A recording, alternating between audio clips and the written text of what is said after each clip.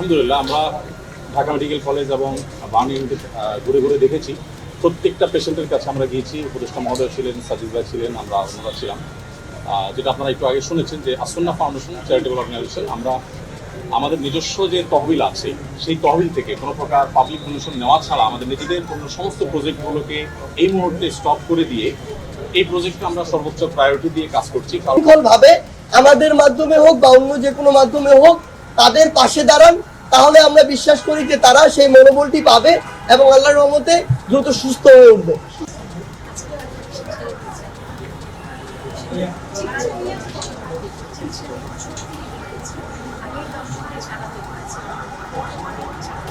বর্তমানে 26 জন রোগী, এখন 26 জন রোগী হাসপাতালে চিকিৎসাধীন আছে, আর যারা ভালো হয়ে গেছে তাদেরকে রিলিজ করে দিচ্ছে। এর মধ্যে আবার ক্রিটিক্যাল রোগীও আছে, কজন আছে ক্রিটিক্যাল রোগী? 2 জন ক্রিটিক্যাল রোগী আছে, তারা আচ্ছা, ধন্যবাদ আপনাদের সবাইকে সহযোগিতা করার জন্য। আমার মিনিস্ট্রির আর একটা মিটিং আছে, এই জন্য আমি বিদায় নিচ্ছি। ধন্যবাদ।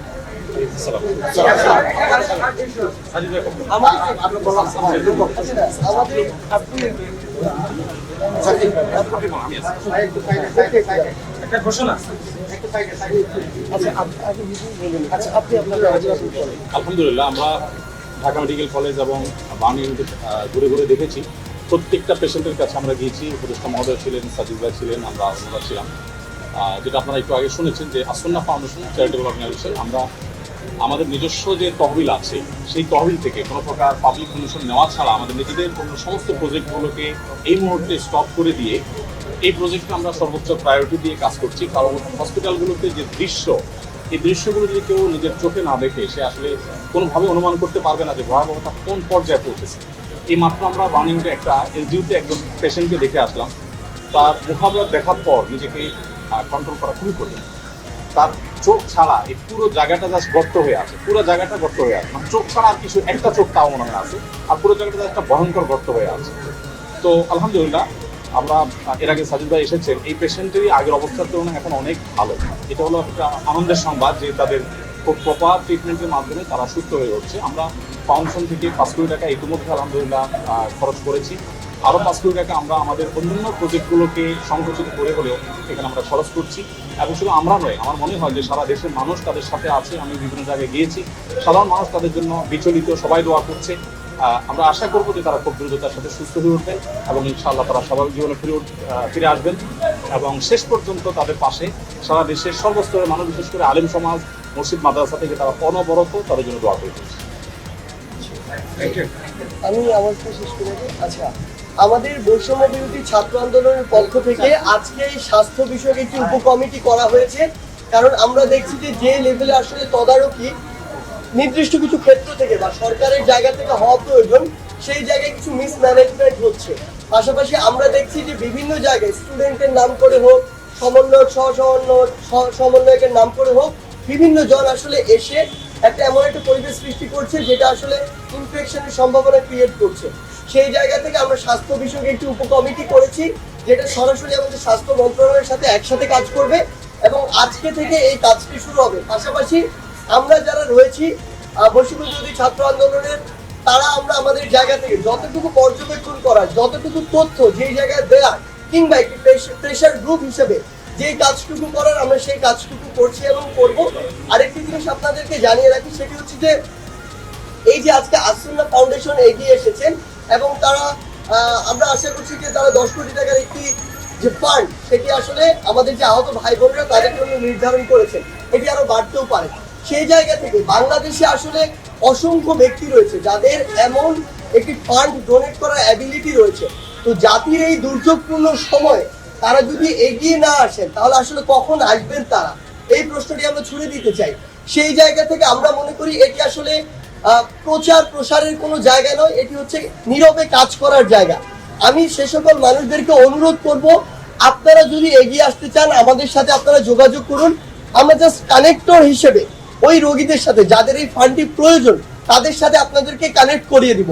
আমাদের বিন্দু মাত্র ইচ্ছা বা আগ্রহ কখনো ছিল না, এখনো নেই যে একটি টাকা আমরা স্পর্শ করব। আমরা আপনাদেরকে কানেক্ট করিয়ে দিব, কিন্তু তাদের আসলে খরচ প্রয়োজন।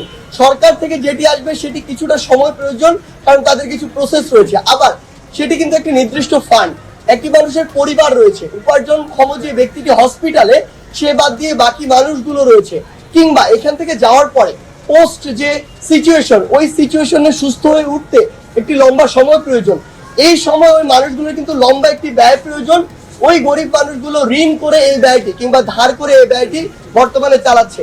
সেই জায়গা থেকে আমাদের বৈষম্য বিরোধী ছাত্র আন্দোলনের পক্ষ থেকে আপনাদের মাধ্যমে বাংলাদেশের সেই সকল মানুষকে অনুরোধ, যাদের এই সামর্থ্যটুকু রয়েছে, আপনারা সুশৃঙ্খল ভাবে আমাদের মাধ্যমে হোক বা অন্য যে কোনো মাধ্যমে হোক তাদের পাশে দাঁড়ান।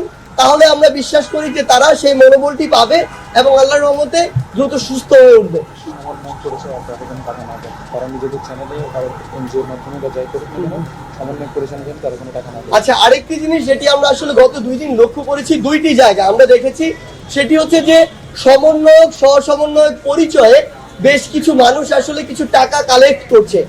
আমরা সরাসরি বলছি এটির সাথে আমাদের কোনো সম্পৃক্ততা নেই এবং আমরা স্পষ্ট করে বলেছি আমরা কোনো টাকা স্পর্শ করতে চাই না। সেই জায়গায় আমরা আপনাদেরকে বলবো যে এভাবে টাকা দেওয়ার প্রয়োজন নেই, বরং কেউ যদি এই জিনিসটি করে যে রোগীর সাথে আপনাকে কানেক্ট করিয়ে দেয় এবং রোগীকে সহযোগিতা আপনি সরাসরি করবেন এই বিষয়টিতে সহযোগিতা করে, তাহলে আপনারা তাদেরকে সহযোগিতা করতে পারেন।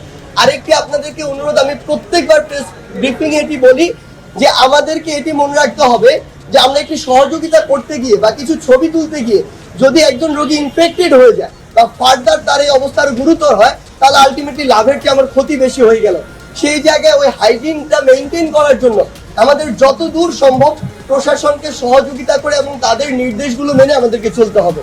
ধন্যবাদ। আপনাদের এখানে মেজারমেন্ট আছে যে আমাদের এই পরিমাণ অ্যামাউন্ট আপনার এই রোগীদের সহায়তা করার জন্য বা এই পরিমাণ শুরু হলো, আমরা ফান্ড দেয়া এই ব্যক্তিগত বা বিভিন্ন প্রতিষ্ঠানের পক্ষ থেকে শুরু করেছি গতকালকে থেকে, এবং একই সাথে আমাদের কতজন ভাই শহীদ হয়েছেন, কতজন আহত হয়েছেন এবং কোন অবস্থায় রয়েছেন, এটির মেজারমেন্ট কিন্তু গতকালকে থেকে একদম খুব স্ট্রংলি প্রত্যেকটি পক্ষ থেকে চলছে। আমরা আশা করছি যে 1 থেকে 2 দিনের মধ্যে এটার লিস্ট আমরা পাবো এবং ওই ক্ষতির যে লিস্টটা যখন পাবো তখন আমরা আর্থিক যে কতটুকু টাকা প্রয়োজন সেটি বলতে পারবো।